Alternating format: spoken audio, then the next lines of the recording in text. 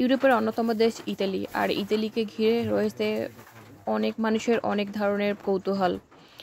Italian মানুষগুলো কেমন, তাদের বিহেভিয়ার কেমন, আর নিত্য প্রয়োজনীয় জিনিসপত্রের দামগুলো কেমন, দৈনন্দিন জীবনযাত্রাগুলো কেমন, আর এখানকার হলো গিয়ে মানুষের বিহেভিয়ার কেমন, আর এখানকার বাজারগুলো কেমন, আর এখানকার নিত্য প্রয়োজনীয় জিনিসপত্রের দামগুলো কেমন, এগুলো নিয়ে আসলে নানান মানুষের নানান কৌতূহল আছে।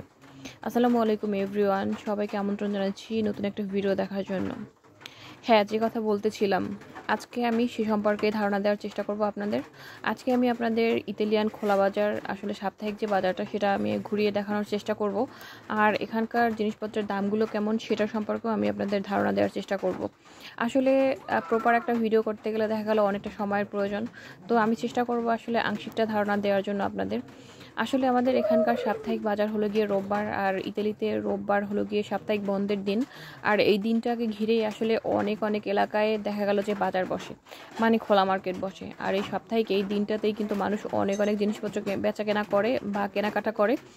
আর এই দিনটাতে কিন্তু আমরাও চলে গিয়েছিলাম আমাদের যে সাপ্তাহিক যে বাজার, তো সেখানে আমি গিয়েছি, আমার ভাইয়া গিয়েছে, আর হলো গিয়ে সামিশোনার বাবা গিয়েছে। আমরা আসলে দেখা গেল এখানকার কিছু ড্রেস কিনেছি যেগুলোর দাম ছিল একদমই রিজনেবল প্রাইজে। আর এটা হলো গিয়ে 10 থেকে 50 ইউরো বা তার থেকে বেশি ইউরো, তো আবার তার থেকে কম দাম সে পর্যন্ত আসলে জিনিসপত্র এখান থেকে কেনাকাটা করা যায়। আসলে দেখা গেল যে ড্রেসের কোয়ালিটি বুঝে আসলে দাম কমও আছে বেশিও আছে, যে যেটা নেন। আর সব কিছুর রেট কিন্তু একদমই এটার সামনে লেখা থাকে। আপনার পছন্দ হলে আপনি এর রেটে নেবেন, আর না পছন্দ হলে আপনি নেবেন না রেট। আসলে এভাবেই আসলে এরকম মানে সিস্টেমটা। তো আমাদের একটা দরকার ছিল ড্রেস কেনা, তো সেটা আমরা নিয়ে নিলাম এখান থেকে।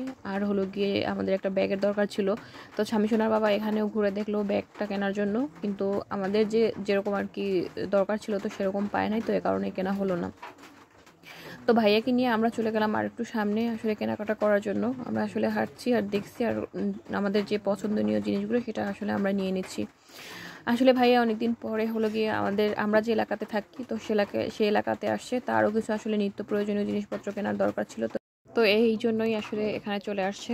আর ভাইয়া হলো গিয়ে এখন এই এলাকাতে থাকে না, সে একটু আরও 2-3টা এলাকা পরে থাকে, তো এ কারণেই আসলে সেও চলে আসছে। আর যেহেতু সাপ্তাহিক ছুটির দিন হলো গিয়ে রোববার, তারও ডে অফ, তো এ কারণেই আসলে চলে আসছে।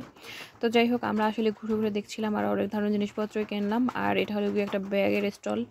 আসলে ইতালিয়ান মার্কেট যেহেতু, তো সেখানে যেহেতু ইতালিয়ান বিক্রেতা থাকবে এমন কিন্তু কোনো কারণ নাই, সেজন্যই আমি আসলে এই ভাইকে ভিডিও করলাম। আমি আসলে চেষ্টা করেছি আপনাদের অল্প কিছু ধারণা দেওয়ার জন্য, আর দেখানোর চেষ্টা করেছি আসলে ইতালিয়ান খোলা মার্কেটগুলো কেমন হয়। আসলে সাপ্তাহিক খোলা মার্কেটগুলো এখানকার এমনই হয়। তো সবাইকে অসংখ্য ধন্যবাদ।